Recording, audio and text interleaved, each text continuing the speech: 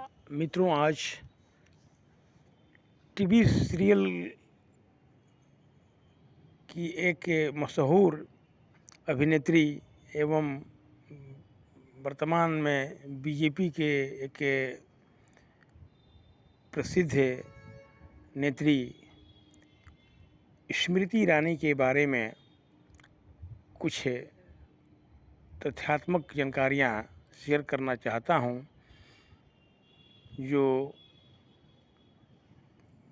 पुराने अध्ययनों पर आधारित है। उनके संबंध में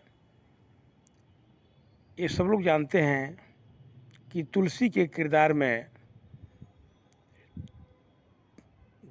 स्मृति ईरानी घर घर प्रसिद्ध हो गई थी। बाद में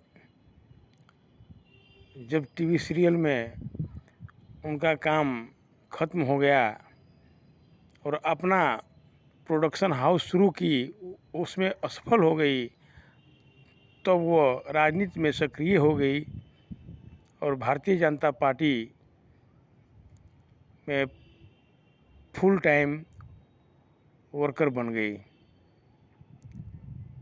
पहले भी भारतीय जनता पार्टी को ज्वाइन की थी। उनके माता पिता का भी जन संघ से संबंध था, राष्ट्रीय स्वयंसेवक संघ से संबंध था। लेकिन आश्चर्य तब होता है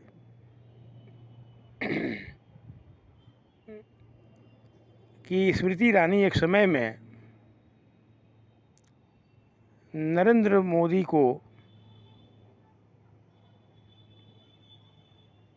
लेकर के एक नकारात्मक टिप्पणी की थी जब वे गुजरात के मुख्यमंत्री थे। यानी 2004 में नरेंद्र मोदी से स्मृति ईरानी ने किसी बात को लेकर त्याग पत्र मांगा था गुजरात के मुख्यमंत्री नरेंद्र मोदी से। और इस घटना के बाद भारतीय जनता पार्टी के आला नेताओं द्वारा स्मृति ईरानी को फटकार भी लगाई गई। वहीं स्मृति ईरानी 2014 में जब नरेंद्र भाई मोदी की सरकार बनती है, तो मोदी सरकार के सबसे कम उम्र की कैबिनेट मंत्री बनती है, मात्र 38 साल की उम्र में। यानी कि कैबिनेट में सबसे कम उम्र की मंत्री थी उस समय 2014 में। और उन्हें मंत्रालय दिया गया था ह्यूमन रिसोर्सेज मिनिस्ट्री, मानव संसाधन मंत्रालय, जो भारत सरकार का एक बहुत अहम मंत्रालय होता है। हमें आश्चर्य होता है, वहीं स्मृति ईरानी जो एक समय में मोदी जी जब गुजरात के मुख्यमंत्री से त्याग पत्र मांग रही थी, और उसी स्मृति ईरानी को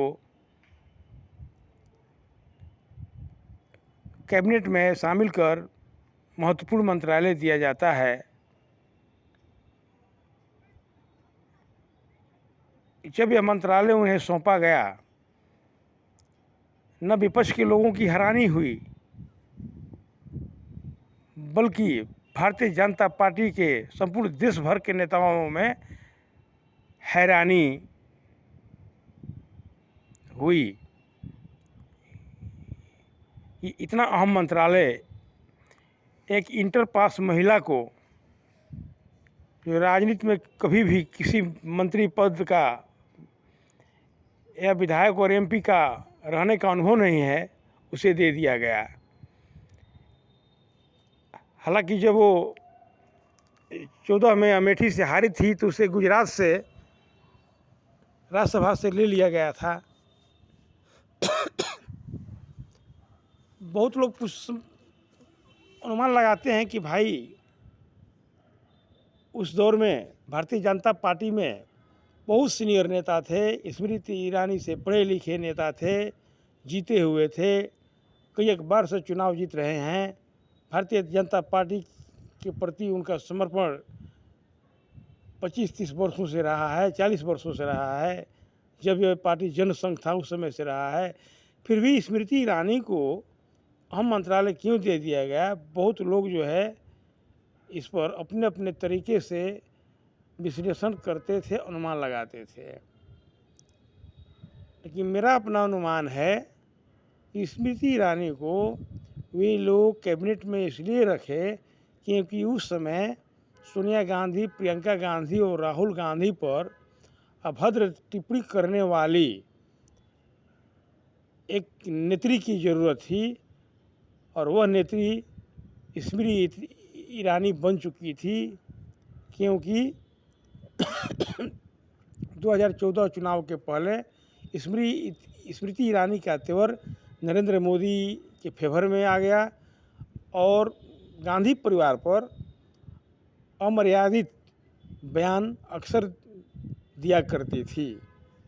अमित शाह और मोदी ने सोचा होगा कि यह महिला बड़ा धारदार तरीके से गांधी परिवार पर और विपक्षियों पर हमला करती है और इस महिला को शीर्ष पदों पर रखना जरूरी है, हमें ऐसा लगता है। बाकी और क्या आंतरिक कारण हो सकता है ये तो उनको मंत्रिमंडल में रखने वाले लोग ही बता सकते हैं और स्मृति ईरानी ही बता सकती है। यह घटना सब कोई नहीं जानता होगा कि Smriti Irani as a chief minister Narendra Modi से 2004 में इस्तीफा मांग चुकी थी किसी घटना को लेकर के। लेकिन पूरा देश में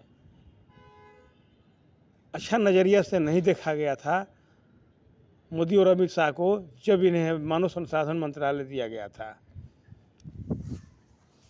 स्मृति ईरानी उसमें इंटर पास की डिग्री इनके पास है। स्मृति ईरानी से योग्य माहिर अनुभवी नेता रहते हुए इस लड़की को या औरत को कैसे मंत्रालय दे दिया गया, यह चर्चा का विषय हो गया। हालांकि बाद में उन्हें डिमोशन किया गया, बाद में उन्हें कपड़ा मंत्री तथा अन्य मंत्रालय का जिम्मेवारी देकर साइडलाइन किया गया। तो यह मेरा एक छोटा सा टिप्पणी था स्मृति ईरानी पर, जो कि अक्सर विपक्षियों पर कटीले प्रहार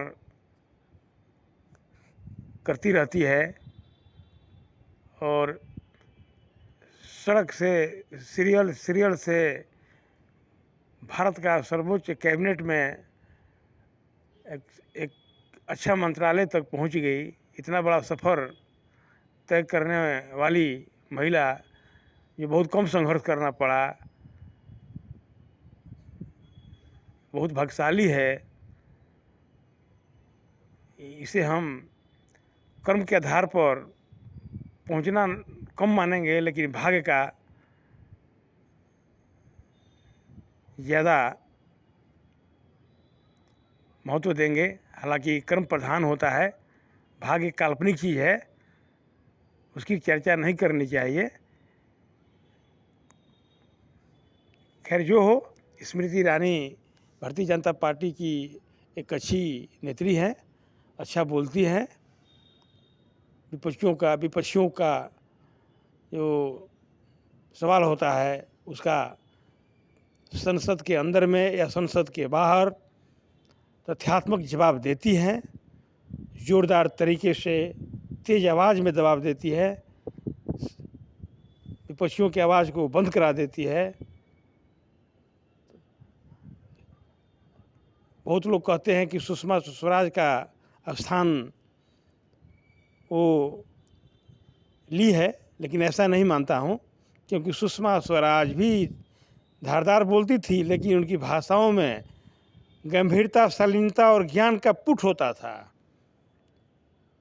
दूर दूर तक सुषमा स्वराज और स्मृति ईरानी से तुलना नहीं किया जा सकता है। हालांकि बहुत सारे छोट भैया नेता करते हैं। खैर हमारी यह जानकारी स्मृति ईरानी के प्रति सकारात्मक है।